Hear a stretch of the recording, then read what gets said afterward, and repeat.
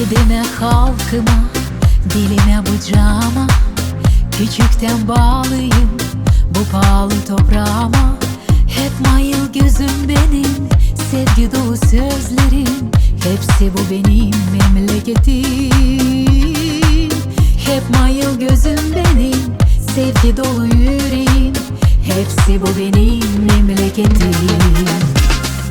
Toprağımın güzelliği bir kader bana çizdi.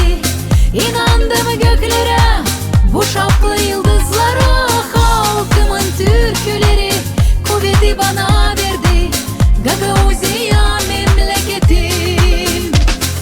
Toprağımın güzelliği bir kader bana çizdi. İnandım göklere, bu şaplı yıldızlara.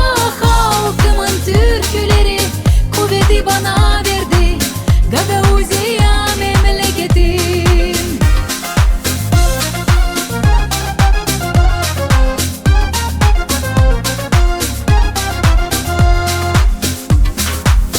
Orhon taşında yazı, çırtmanın pak havası, uzak yollardan geri eve çağırır beni.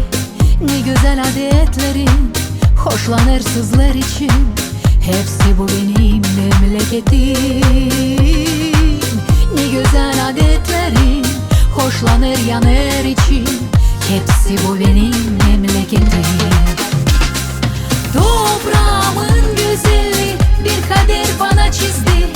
İnandım göklere, bu şaplı yıldızlara. Halkımın türküleri kuvveti bana verdi.